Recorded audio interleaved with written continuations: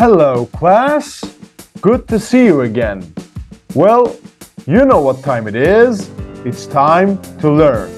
This is American English File, 2nd edition, Book 3, Part 8A. Tell and tell. Everyone, look at the pictures.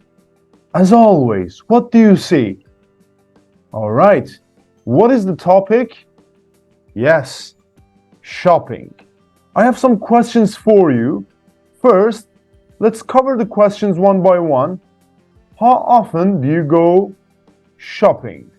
General shopping, clothes, supermarkets, all right? What do you usually buy? Clothes, electronics, food?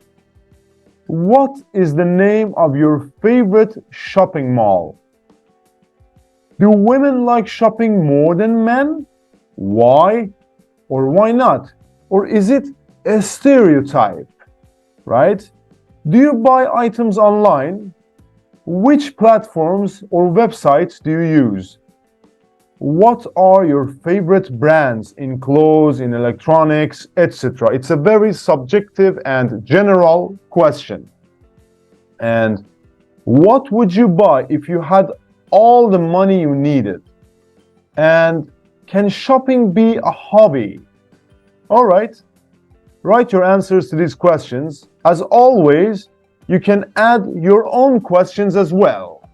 Okay, when ready, speak and have fun with your friends. Well done, you did great. Now, everybody, Part 1, Grammar, Reported Speech. First, look at the home page of a new website. Okay, this is the home page. Never liked it anyway. I think it's the name of the website. What do you think you can sell or buy in this website? Okay, take your time, read it. All right. Welcome. Never liked it anyway is a place where once loved gifts from once loved lovers get a second chance. We've all been there. We've all got stories to tell and things to sell.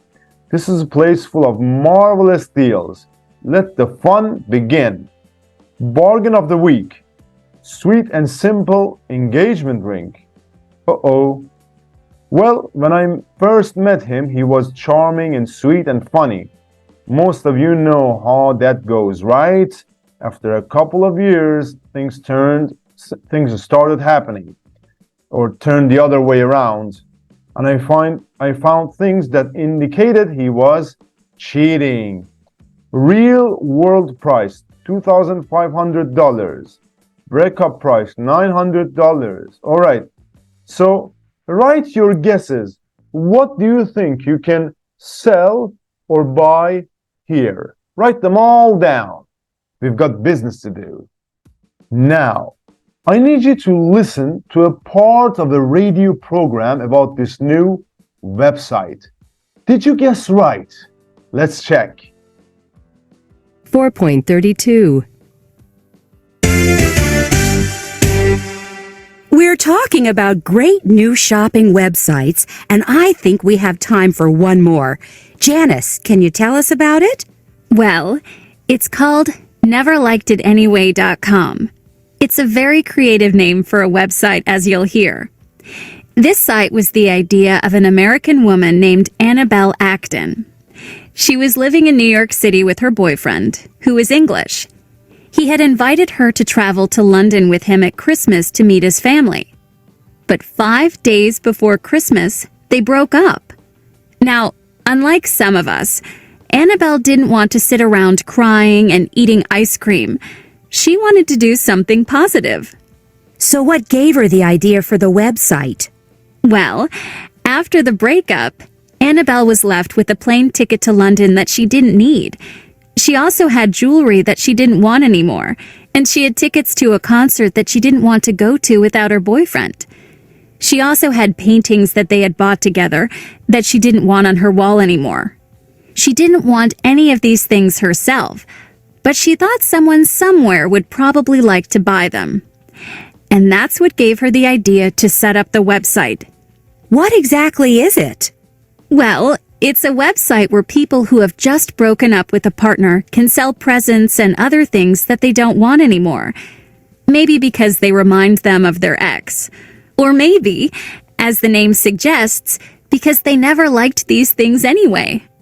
And the idea, which I think is genius, is that they also tell the personal story behind the thing they're selling. Annabelle calls it sell and tell. What kinds of things do people sell on the website? Oh, everything. From something as small as a teddy bear to really expensive things like an engagement ring or a vacation. To give you an idea, today on the site, one seller is offering a 3-day honeymoon package at a luxury hotel in New York City, and a woman is selling her ex-boyfriend's car. And they're selling all these things at very good prices. So on Never Liked It Anyway, you can get a bargain and also help someone who's going through a breakup. Thanks, Janice. And that's all we have time for today. Okay, very good. So, did you guess right? Let's see. So basically, it's a website where you can sell presents or gifts which you were given by an ex-partner or your ex-boyfriend or your ex-husband, and you no longer want these items to be around. So you can buy unwanted presents as well from this website, and you can sell your items as well. So it's a two-sided transaction. Very good. Now I need you to listen again and answer the questions. We have 3 questions. First, take your time, no rush, everything's under control. Read the questions. Okay, very good. Now I need you to listen and answer them. Let's go. 4.32. We're talking about great new shopping websites, and I think we have time for one more. Janice, can you tell us about it? Well, it's called neverlikedItanyway.com. It's a very creative name for a website, as you'll hear. This site was the idea of an American woman named Annabelle Acton. She was living in New York City with her boyfriend, who was English. He had invited her to travel to London with him at Christmas to meet his family. But 5 days before Christmas, they broke up. Now, unlike some of us, Annabelle didn't want to sit around crying and eating ice cream. She wanted to do something positive. So what gave her the idea for the website? Well, after the breakup, Annabelle was left with a plane ticket to London that she didn't need. She also had jewelry that she didn't want anymore, and she had tickets to a concert that she didn't want to go to without her boyfriend. She also had paintings that they had bought together that she didn't want on her wall anymore. She didn't want any of these things herself, but she thought someone somewhere would probably like to buy them. And that's what gave her the idea to set up the website. What exactly is it? Well, it's a website where people who have just broken up with a partner can sell presents and other things that they don't want anymore. Maybe because they remind them of their ex. Or maybe, as the name suggests, because they never liked these things anyway. And the idea, which I think is genius, is that they also tell the personal story behind the thing they're selling.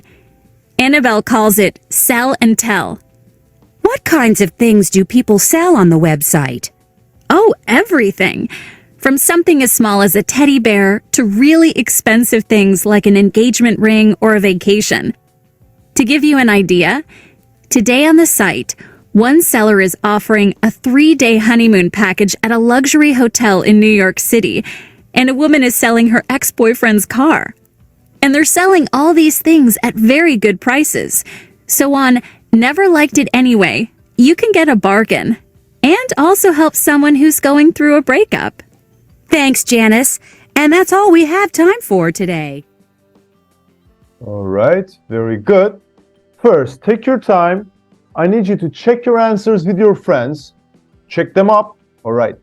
Why did Annabelle Acton set this website up?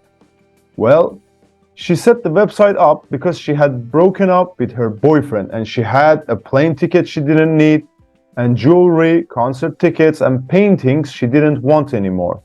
but she thought someone somewhere would probably like them. Number 2, what kinds of things do people sell on it? Well, as they said, everything from something as small as a teddy bear to really expensive things like an engagement ring or a vacation. And the last question, what else do they do apart from selling things? Well, they also tell the personal story behind the things they are selling. So that's why they say sell and tell. All right, very good. Now, everybody, look at 3 things from the website and answer the questions with a partner. Would you like to buy any of them? Which breakup do you think was the worst? And do you have anything you would like to sell on the website yourself? All right, it's your turn. Read each item one by one from wedding dress, Apple MacBook Pro, and Tiffany TM heart necklace. All right, take your time, read each item, and write your personal answers and thoughts. This is your gig. Let's move on. Now the real deal begins here. Look at 4 sentences from the website.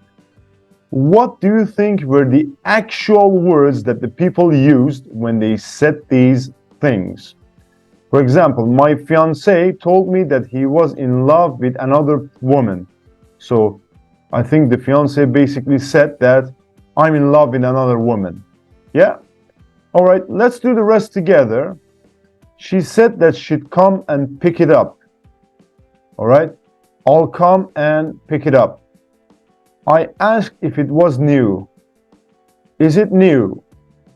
I asked her who had given it to her. Who gave it to you? All right, very good. Now you understand. Today, we're going to talk about reported speech. Follow me.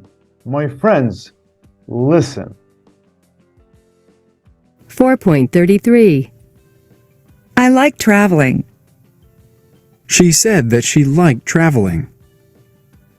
I'm leaving tomorrow. He told her that he was leaving the next day. I'll always love you. He said that he would always love me. I passed the exam. She told me that she had passed the exam. I've forgotten my keys. He said that he had forgotten his keys. I can't come. She said that she couldn't come. I may be late. He said that he might be late. I must go. She said that she had to go. Okay, very good. So, direct statement and reported statements. You use reported speech to report, to tell another person what someone else said. Yeah? At the same time, when the reporting verb, said, told, etc. is in the past tense, the tenses in the sentence that is being reported usually change like this. Okay? Present, past, will, would. Simple past or present perfect, past perfect. Okay? When the tenses don't change, when you report what someone said very soon after they said it, the tenses often stay the same as the original sentence. For example, Adam, I can't come tonight. I've spoken to Adam and he said that he can't come tonight. Yeah, that's the reason. Or, I really enjoyed my trip. Jack told me that he really enjoyed his trip. But there's more. Follow me. Some modal verbs change. For example, can, could, may, might, must, had to.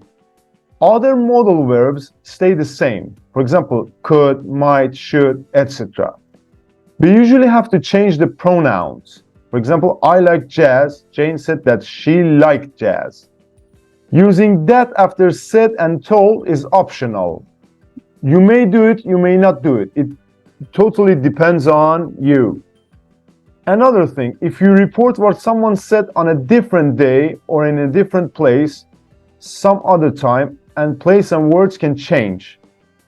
For example, tomorrow, the next day. here, there, this, that, etc. I'll meet you here tomorrow. He said that he'd meet me there the next day. That's the example. Now, reported questions. This one is very important. Everybody, again, listen and read the sentences. Let's go. 4.34. Are you married? She asked him if he was married. Did she call? He asked me whether she had called. What's your name? I asked him what his name was. Where do you live?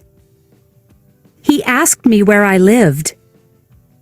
Okay, so when you report a question, the tenses change as in reported statements. Okay, so the change is the same. When a question doesn't begin with a question word, add if or whether. Do you want a drink? He asked me if I wanted a drink, whether I wanted a drink. You also have to change the word order to subject plus verb and not use do or did. One more thing, look, say and tell. Be careful, after said, don't use a person or an object pronoun. He said he was tired, not he said me. After told, you must use a person or pronoun. Sarah told Callie that she would call her, not Sarah told that she, all right? So you have to use the pronoun after, remember, told. Another example is he told me he was tired, not he told he was tired, okay? So there has to be an object or a pronoun. Now, let's practice together. As always, we have two exercises, but let's do the first one together. Complete the sentences using reported speech. I'm in love with another woman. My boyfriend told me he was in love with another woman. Okay. Number one, I'm selling all my books. My brother said that he was selling all his books. Number two, I've booked the flights. Emma told me that she had booked the flights. Your new dress doesn't suit you. My mother told me that my new dress didn't suit me. Number four, I may not be able to go to the party. Matt said that he might not be able to go to the party. Number five, I won't wear these shoes again. Jenny said that she wouldn't wear those shoes again. Number six, I didn't buy you a present. My girlfriend told me that she hadn't bought me a present. Number seven, I must get a dress for the party. Rachel said that she had to get a dress for the party.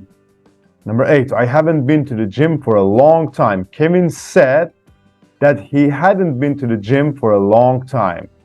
Number nine, I found a bargain at the sale. My sister told me that she had found a bargain at the sale. And the last one, I can't find anywhere to park. Luke told me that he couldn't find anywhere to park. Okay, we did the first one together to make it easy, but the next one is your turn. As promised, complete the sentences using reported speech. All right? Stop the video, take your time, and do it yourself. No cheating, no help from anyone. Okay, have you finished it? Well done. Now check with your friends. Do it together. And now it's my turn to help you. For example, the first one is done, but let's read it anyway. Why did you dump your girlfriend? My friend asked me why I had dumped my girlfriend. Number one, when are you leaving? My parents asked me when I was leaving. Number two, have you ever been engaged? She asked him if or whether he had ever been engaged. Number three, would you be home early? Anna asked Liam if he would be home early. Number four, where do you usually buy your clothes? My sister asked me where I usually bought my clothes. Number five, did you wear a suit to the job interview? We asked him whether or if he had worn a suit to the job interview. Number 6, do you ever go to the theater? I asked Lisa if she ever went to the theater. Number 7, what time will you arrive? He asked us what time we would arrive. Number 8, how much money did you spend at the sale? I asked my girlfriend how much money she had spent at the sale. Number 9, can you help me? Sally asked the police officer whether he could help her. And the last one, what size are you?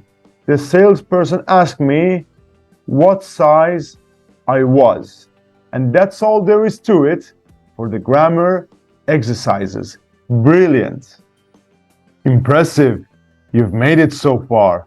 Everybody, look at the picture. What do you see?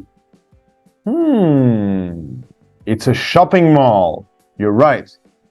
Imagine you were stopped in a shopping mall last Saturday by a woman taking a survey. Yeah, with a questionnaire. I need you to listen and write down the questions she asked, and then write your answers. Let's do it. 4.35. Do you usually go shopping on the weekend? What kinds of things do you buy? Did you go shopping last Saturday? What's the next thing you're going to buy? Okay, very good. Check the questions with your friends. All right, these are the questions. I need you to take your time and write your answer to these questions. This is your gig. I'll be waiting. A few moments later. Good. Now, work in pairs, you and your friend. Okay? Take turns telling your partner about the survey, what the woman asked you and what you said. For example, last Saturday I was in a shopping mall and a woman who was taking a survey stopped me. She asked me if I usually... Alright, the rest is yours, my friends. Report. Part 2. Vocabulary and speaking. Shopping. Again, in pairs, you and your friend. Say if you think these are the same or different. Then check with your teacher. Yeah, me. Very good. You can use Google to help you as well. I'll be waiting. A few minutes later. The wait is over. Okay, check it with me. Number 1, buy something online and buy something on the internet. Well, I think they are the same. Number 2, a drugstore and a pharmacy. Are they same or different? Well, a drugstore and a pharmacy are the same thing. An outlet store and a department store. Oh yeah, this is a tricky one. Well, an outlet store is a store selling the goods of a particular wholesaler or a manufacturer more cheaply because it is usually the previous season's stock. Yeah? A department store is a large store divided into departments which sell a lot of different things. Okay. Number 4, a shopping center and a shopping mall. Well, a shopping center is the same as a shopping mall, but shopping center is the British English version. Yeah? Number 5, a library and a bookstore. Okay, library is a place where you can borrow. Okay, you don't buy it. You just borrow it, you read it, and you bring it back. But a bookstore is a place where you can buy books. Number 6, put on a shirt and try on a shirt. Okay, to put on a shirt is to wear it. To try on a shirt is to see if it fits or suits you before buying it. That's the difference. All right. Number 7, it fits you and it suits you. Well, it fits you means it's the right size for you. Okay? It suits you means it looks good on you. Very good. And the last one, for sale and on sale. What is the difference? Well, For sale is when something is in a store and there's a price on it. On sale means that something is in a store and its original price has been reduced. Okay? Maybe 20%, 10%. Okay, you did great. But we're not done, as always. Part B. With your partner again. Explain the meaning of the words in the list. Okay, you can use a dictionary or Google Translate to help you. Again, this is your gig. I'll be waiting. 12 seconds later. Okay, you're back. These are the meaning. A bargain, a thing bought for less than the usual price. A discount, an amount of money that is taken off the usual cost of something. A price tag, a label on something that shows how much you must pay. A receipt. Remember, P is silent. A receipt. A piece of paper that shows that goods or services have been paid for. A refund. A sum of money that is paid back to you because you returned goods to a store. Take something back. To return something that you bought to the store you bought it from. All right? Because it doesn't work or it is the wrong size. Doesn't matter. All right, let's go. This is the real deal. Everybody, this is a questionnaire. I need you to answer all the parts in this questionnaire and give as much detail as possible. All right? For example, what's your favorite store or website to buy clothes, shoes, books and music, presents, food? Do you ever shop, for example, in street markets, in supermarkets, in shopping centers or malls, online? What do you buy? What do you enjoy buying? What do you hate buying? Do you prefer shopping for clothes by yourself or with somebody? Or at the beginning of the season or when the stores have sales? What do you think are the advantages and disadvantages of buying clothes online? Okay, answer these questions. All right, write as much as you can and then compare your answers with your friends. Discuss your ideas. Do it all the way to part 3. Impressive. You did great. Now, I have a question. In your country, where you live, it can be America, it can be Japan, or it can be Turkey, where I live. If people have a problem with something they have bought, or with the service in a store or restaurant, do they usually complain? If not, why not? And if they do, what do they do? Write down your answers and discuss them with your friends. We're going to talk about complaints tonight. The king of complainers. All right, everybody? Read the article. Which of these adjectives or any others would you use to describe Clive and why? Okay, take your time and read this. I'll be waiting. 6.5 hours later. Good. Now, everybody, what does Clive think is the best way to complain? And what did he get as a result of complaining about these items? Read the article again, and after that, we'll read it together. Again, it's your turn. Tomorrow. My turn. Clive Zeitman loves complaining, but not shouting in hotel lobbies or angrily telling a salesperson to call the manager or making a waitress cry. He loves complaining properly and in writing. Over the last 20 years, he has written over 5,000 letters of complaints. His successes include refunded vacations, countless free meals, and complimentary theater tickets. Okay, that's interesting. Let's learn from this man. So, how has he achieved this? Screaming and shouting is a complete waste of time and is usually directed at a person who is not in a position to do anything. He says, I like to write a polite letter to the company. People won't want to help you if you are aggressive. They respond much better to good manners. It all started many years ago. On a boring train trip home to West London, the train passed by a cookie factory, and the smell of cookies made Clive feel hungry. He wrote a letter to the managing director to complain, in a humorous way, about the fumes coming through the train window. The result? Some free packages of cookies. But since then, there have been more serious victories as well. On one occasion, he managed to get a Volkswagen Golf GTI within 24 hours for a friend who had been complaining for almost a year without any success about his faulty vehicle. On another occasion, he got a travel agent to refund the cost of a vacation after Clive's wife Bettina broke her leg when she slipped in a puddle of water in their vacation apartment in Spain. These days, there is almost nothing he won't complain about.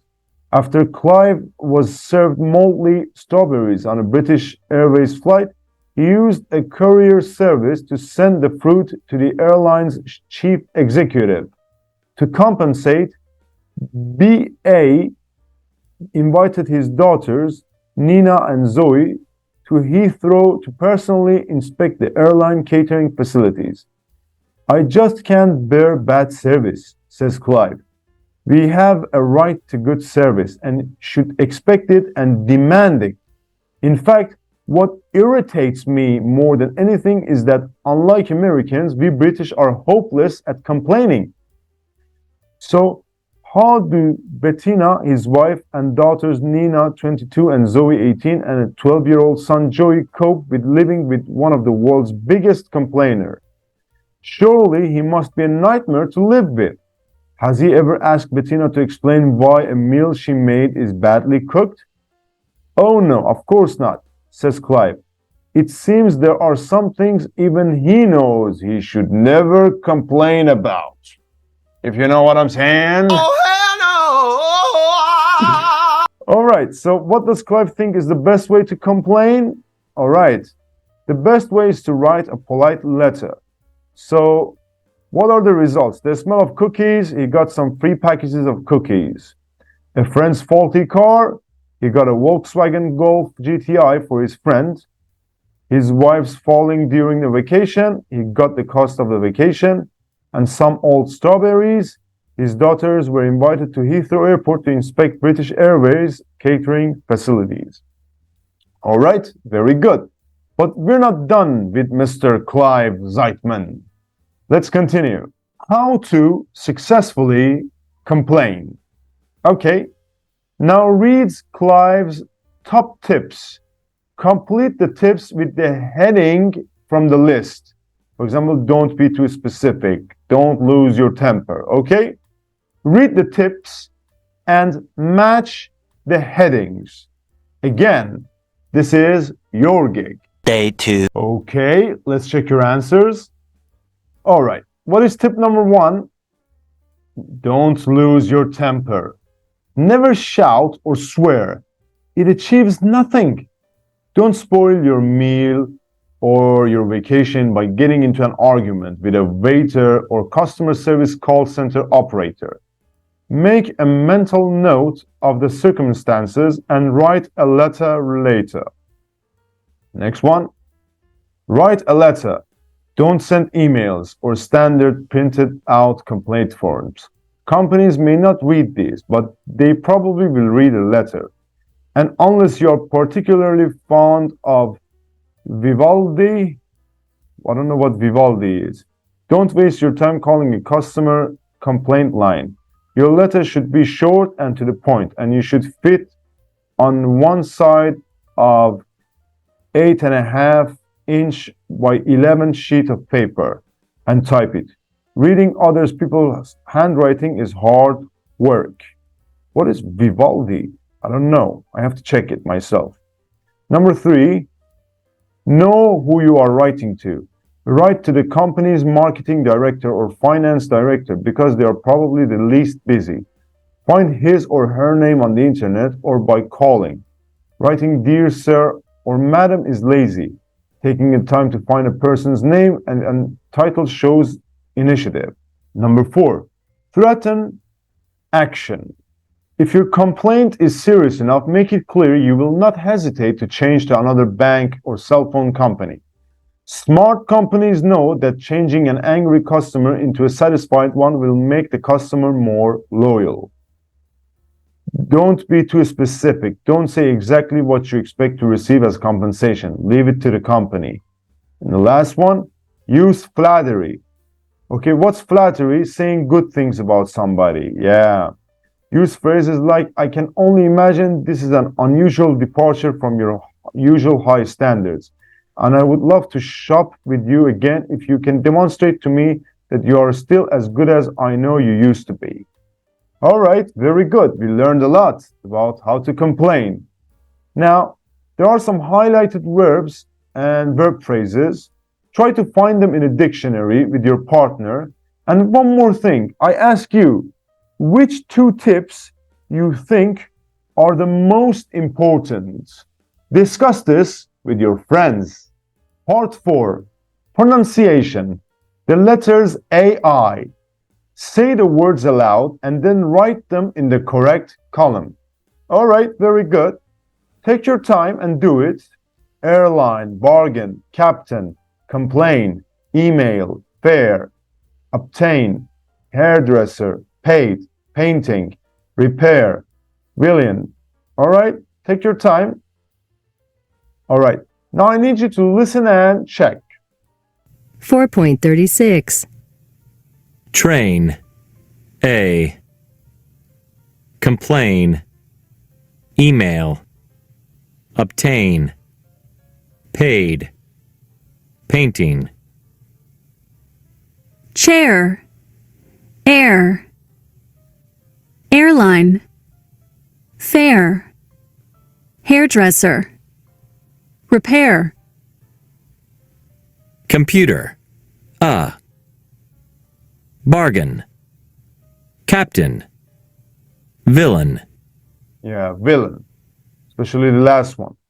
All right, so what is the pronunciation of AI when it is stressed and when it is unstressed? Okay, like train when it's stressed and like when it's unstressed.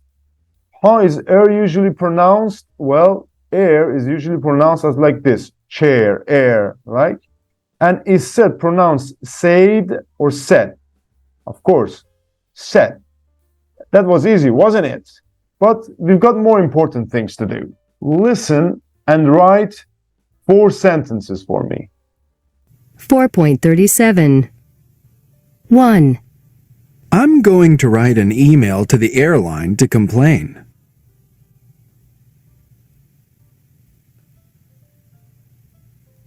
2. She said that she had to pay for the repairs.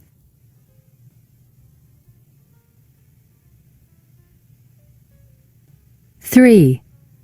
The captain found a bargain at the sale.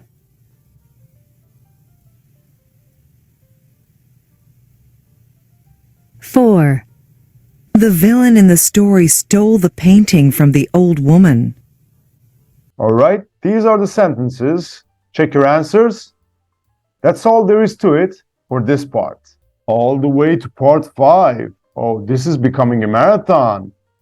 Okay, today we're going to practice building words together.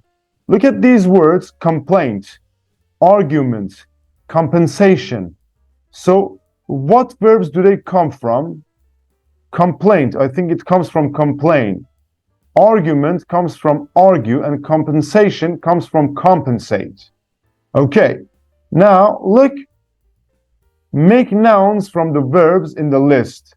All right, look at these verbs, and you're going to make nouns. For example, look, plus Asian, or plus meant, or just a new word. Take your time, do it yourself. Okay, just use your experience, nothing fancy. Do it with your friends, okay? I'll be waiting. Day 2. Now, listen and check. 4.38. Word building. Making nouns from verbs. 1. Compensation. Demonstration. Explanation.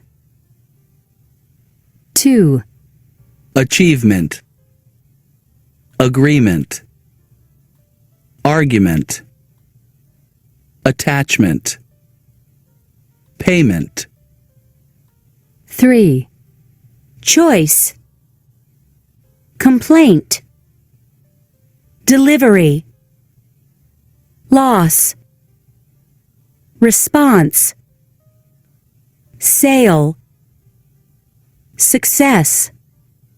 Well done, everyone.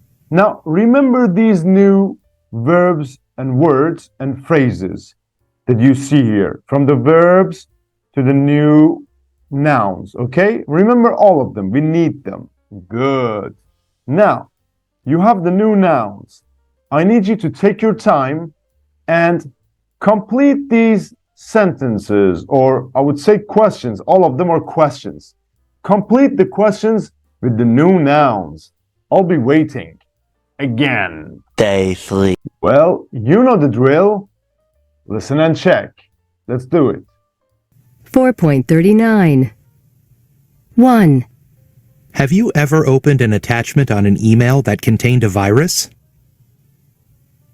2, Do you often have arguments with your family? What about? 3, Do you prefer reading grammar explanations in your own language, or do you think it's better to read them in English? 4, Have you ever made a complaint to a company and gotten compensation? 5, Do you think that there's too much choice when you're shopping, for example, for a new phone? 6, Have you ever been in a demonstration? What were you protesting about? Okay, very good. Now I need you to write your personal answers to these questions. And after that, speak with your friends. Exchange your ideas. This is your turn. Part 6. Listening and speaking. And you can see my headphones as usual. I need you to listen to a part of a radio consumer program where people are talking about bad service. What did the people complain about? Number 1, in a taxi. Number 2, in a hotel. And number 3, in a restaurant. All right, listen and take notes. Let's do it. 4.40. 1, I was at Sydney Airport in Australia, and I got a taxi to take me to the hotel. A few minutes after he'd left the airport, the taxi driver said that his meter was broken, but that he would charge me $50, which was what he said the trip usually cost. It was my first time in Sydney, and of course, I didn't have a clue what the usual fare was, so I just said okay. But later, when I was checking into the hotel, I asked the receptionist what the usual taxi fare was from the airport, and she said about $35. I was really annoyed, and I sent an email to the taxi company, but I never got a reply. 2, I was traveling in the UK. It was a work trip, and I knew that I was going to have to answer a lot of emails during that time. So I booked a hotel in Liverpool where they advertised Wi-Fi in all the rooms. When I arrived, it turned out the hotel charged £16 for 24 hours of Wi-Fi, which is about the same as I pay for a month of internet at home. I complained to the man at reception, but all he said was that I could use the Wi-Fi in the lobby, which was free. I wasn't very happy about it. Hotels used to make a lot of money from customers by charging a ridiculous amount for phone calls.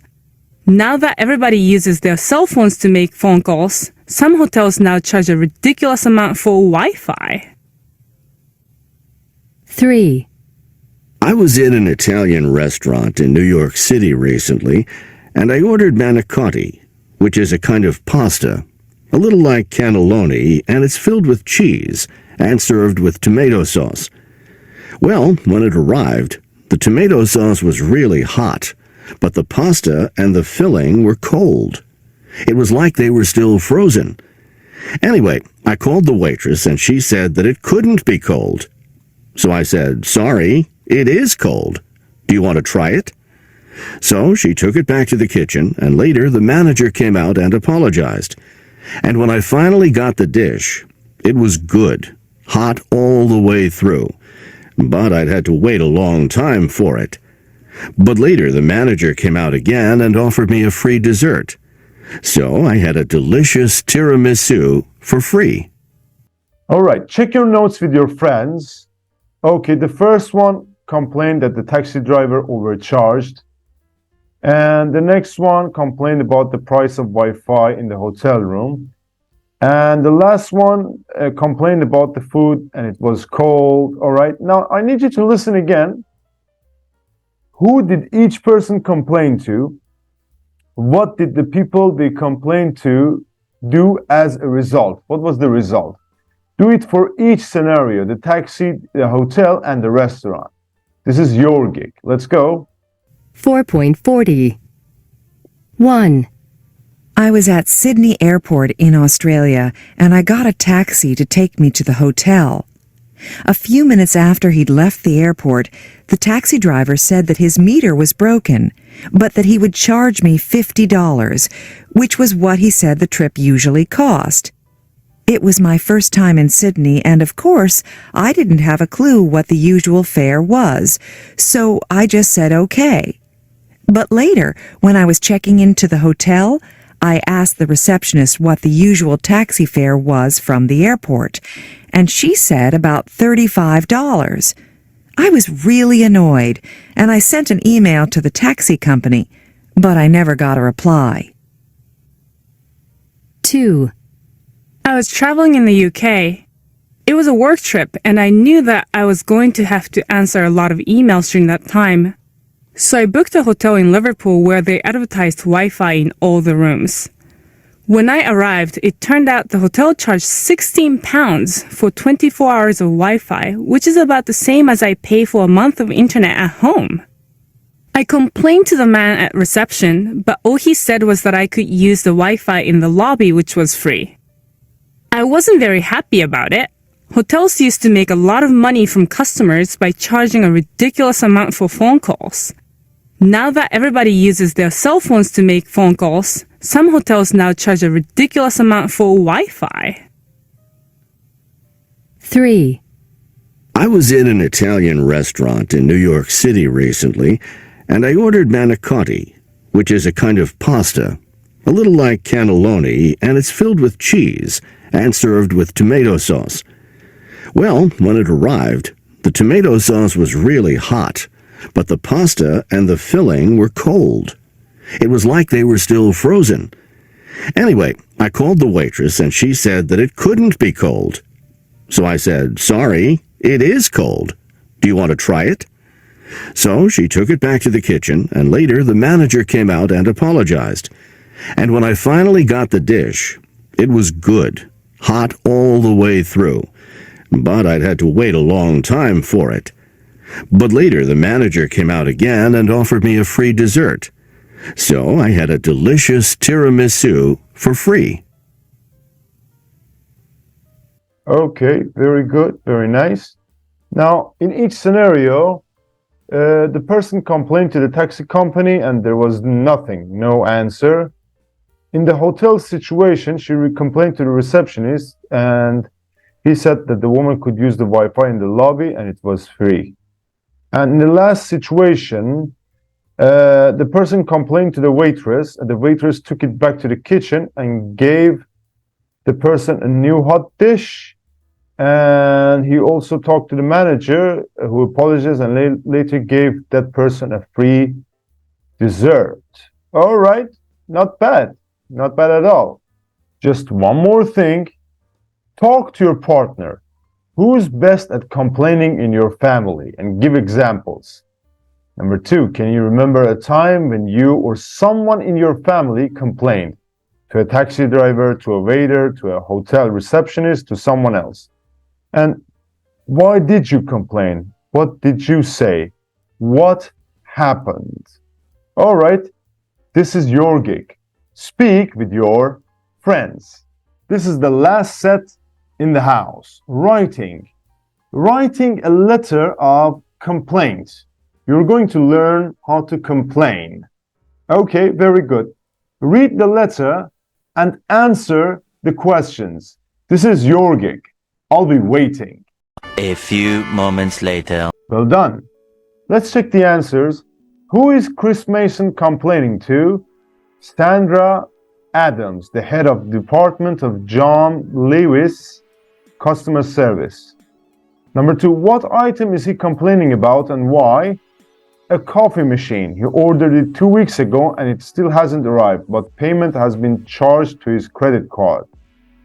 Number 3, who did he contact first? The customer service line. Number 4, what problem did he have when he called to complain? The person who he spoke to was rude and could not give him any information. And the last one, in which paragraph does Chris use flattery? How? In the last paragraph, he says that he has bought a lot of things from John Lewis in the past and has always been very happy. All right, but we're not done. I need you to read it again, read the email again, and complete the blanks with a word from the list. I apologize for the mistakes. I'm so tired. Forgive me. All right. For example, dear Ms. Adams. All right, dear is crossed out.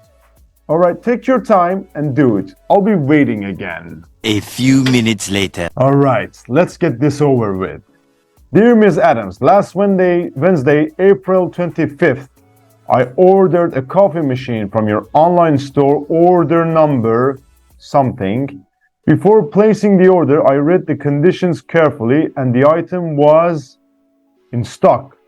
Your website says that the items in stock are delivered in 48 hours. 2 weeks passed and nothing arrived. However, I noticed that payment had been charged on my credit card. I called your customer service line and the person that I spoke to, Becky, was rude and unhelpful. She said that the item was not in stock and that she didn't know when it would arrive.